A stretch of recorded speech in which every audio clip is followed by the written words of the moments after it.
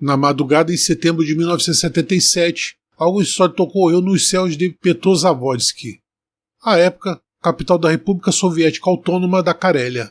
Uma luz semelhante a uma estrela se aproximou e desceu em uma trajetória espiral, e logo pareceria com uma bola de fogo.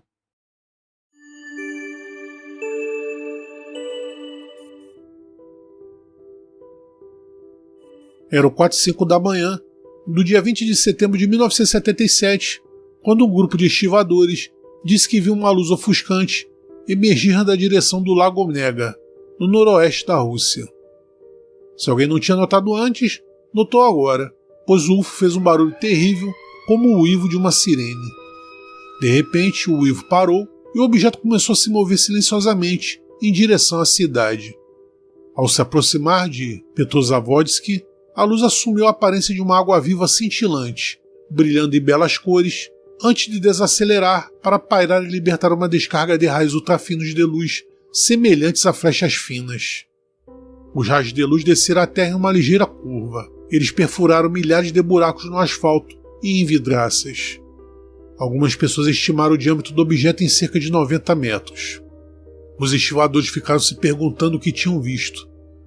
Alguns estavam preocupados em estar testemunhando o ataque nuclear. Afinal, aquele era o auge da Guerra Fria. Mas isso não explicaria o que viria a seguir. Após 12 minutos intrigantes, o objeto brilhante se transformou em um semicírculo brilhante e disparou de volta para o Lago Onega. Em vez de desaparecer no horizonte, ele pareceu virar para cima antes de abrir um buraco vermelho ardente nas nuvens e desaparecer no abismo. Ninguém morreu e os Estados Unidos, ao que parece, não estavam envolvidos. A água-viva de Petrozavodsk não foi a primeira vez que o UFO foi avistado sobre o território da União Soviética, mas poucos avistamentos foram corroborados por tantas pessoas. Policiais, marinheiros, uma equipe de ambulância e até mesmo o repórter Nikolai Milov, da agência de notícia TASS, alegaram ter visto o objeto. Milov registrou a história 3 dias depois sob a manchete: um estranho fenômeno natural sobre a Carélia. Ele ainda entrevistou centenas de pessoas logo depois e disse: as pessoas pareciam ter ficado doentes de repente. Elas davam a impressão de estarem mentalmente perturbadas. Pessoas que estavam dormindo disseram que naquele momento foram acordadas de repente e tiveram uma sensação desagradável. Algumas sofreram de pesadelos e depressões. A maioria deles disse que sentiu correntes elétricas dentro de si. Naquela época, não havia aeronaves ou helicópteros do espaço aéreo acima de Petrozavodsk. Durante as próximas semanas, mais de 1.500 cartas foram enviadas às autoridades e à agência TASS, expressando preocupação e inquietação. Quão seguro é ficar em Petrozavodsk? Ou uma viagem para a capital da Carélia é perigosa? Ou quão alta é a radioatividade? Todas essas cartas, bem como os relatos de testemunhas oculares nos arquivos da TASS, foram confiscados por funcionários do governo. Todas as referências posteriores a este tópico foram proibidas, e os cientistas investigaram o caso em segredo. Vasil Zakharchenko, o editor da revista Técnica e Juventude, que tinha boas conexões com fontes governamentais, disse: a Comissão da Academia de Ciências descobriu que os furos no asfalto das vidraças dão a impressão de que o vidro foi derretido. Os furos são do tamanho de uma moeda. A janela de uma fábrica em Petrozavodsk, perfurada dessa forma, foi enviada a Moscou para análise. Os resultados da análise foram divulgados apenas no final de 1981 pelo Dr. Vladimir Azaza, durante uma palestra. Em muitas janelas das casas da cidade de Petrozavodsk, havia furos do tamanho de 5 a 7 centímetros de diâmetro, cujas bordas mostravam sinais de derretimento. A análise foi interessante. Sob o microscópio eletrônico, eles descobriram uma estrutura cristalina na superfície do vidro não cristalino. Eles disseram que normalmente era impossível, mas estava lá. Permanecia um mistério. A única possibilidade era de que objetos misteriosos estivessem ativos. Anos depois, amostras dessas peças de vidro também foram mostradas a especialistas do Ocidente. Em 1978, o Dr. Dale Cruikshank, um astrônomo, e o sociólogo David Swift, da Universidade do Havaí, foram autorizados a ver as peças de vidro na Academia de Ciências em Moscou. Eles confirmaram a existência de uma estrutura cristalina nas bordas dos furos, assim como o professor Manfred Cade, um químico do Instituto de Fotografia Científica em Schloss-Weissenstein, perto de Stuttgart, que mais tarde examinou um painel com vários furos. A sensação causada pelo incidente de Petrozavodsk obrigou o corpo científico a agir. O presidente da Academia de Ciências formou uma comissão especial a ser liderada pelo membro da academia Vladimir Migulin. A comissão assumiu a tarefa de investigar o caso, embora com pouco entusiasmo.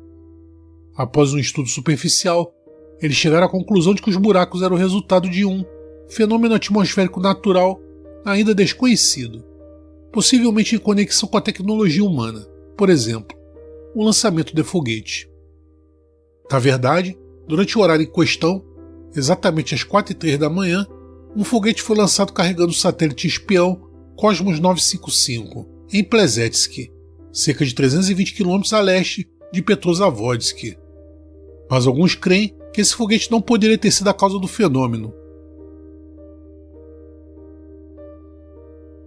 A água-viva brilhante foi avistada primeiro a oeste de Petrozavodsk e se moveu sob as nuvens, muito depois que o foguete passou pela estratosfera. Até porque nenhum foguete deixa para trás milhares de buracos em vidro e no asfalto. E quanto a que tipo de fenômeno atmosférico poderia ter sido, nada foi dito. Tudo que foi estabelecido foi que não era um objeto extraterrestre, porque não deveria ter sido um. Felizmente, Vladimir Migulin confessou sua própria insatisfação pessoal sobre o assunto em uma entrevista a um jornal soviético. Confesso que a investigação insuficiente deste caso é nossa culpa. Muitos cientistas sérios tentaram o seu melhor para contornar problemas especulativos. A história da ciência mostra que existe pouco ou nenhum conhecimento sobre tais problemas, simplesmente porque sua investigação carrega consigo o perigo de perder muito tempo e, mais do que isso, a reputação de alguém. Nem eu, nem meus colegas estávamos, portanto, particularmente apaixonados pela tarefa de examinar este caso, quando ordenados a fazê-lo pelo presidente da academia. A investigação foi conduzida por pesquisadores do Instituto Ártico e Antártico de Leningrado, do Instituto Geofísico de Obninsk e vários geólogos, meteorologistas e especialistas da Força Aérea e da Marinha. Independentemente do que fosse, eles foram pelo menos capazes de traçar a rota do objeto misterioso, quase sem uma lacuna. Entre as 3h06 e 3h10 da manhã, policiais na capital finlandesa Helsinki relataram ter avistado uma bola de fogo brilhante que parou sobre o aeroporto por 4 minutos e depois se moveu para leste. Isso também foi confirmado pelo radar da torre de controle do aeroporto de Helsinki.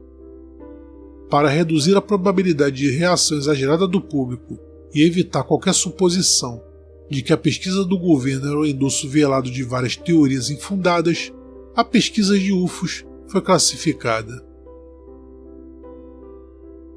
Um relatório fruto de uma pesquisa feita em 1980 afirma que praticamente todos os avistamentos em massa de UFOs noturnos foram conclusivamente identificados como fenômenos causados por lançamentos de foguetes e testes de equipamentos aeroespaciais. Os pesquisadores chegaram a essa conclusão correlacionando os horários e o local dos avistamentos de UFOs com os cronogramas de lançamentos. Os lançamentos de foguetes espaciais podem ser observados a uma distância significativa, milhares de quilômetros, mesmo em outros continentes. O principal mecanismo óptico dessa classe de avistamento de UFOs envolve a dispersão de luz solar na nuvem de gás e poeira formada pelos subprodutos da combustão do combustível do foguete. Assim, as condições mais favoráveis para tais observações são sob condições de crepúsculo, quando o caminho de um foguete está na região iluminada pelo Sol, e o observador à distância em um local ainda em condições noturnas. Dependendo da altitude do voo do foguete, do projeto do motor e da composição do propulsor, a configuração de uma nuvem de gás e poeira e seu tamanho podem variar amplamente. Basta dizer que, em alguns casos, o tamanho transversal característico do traço do foguete pode atingir muitas centenas de quilômetros. Não é de se admirar que, dado seu tamanho e altitude, juntamente com a ausência de som, essas trilhas de exaustão evocam surpresa e perplexidade em um observador desinformado. O exemplo adicional está correlacionado com outro lançamento de foguete de Plesetsk. Um enorme objeto, em forma de golfinho, foi observado por testemunhas no céu noturno em 14 de junho de 1980, em todo o vasto território da parte europeia da Rússia. Este UFO foi visto durante o lançamento do satélite Cosmos 1188. Curiosamente, em menos de uma hora, este satélite deixou rastros visuais até na América do Sul.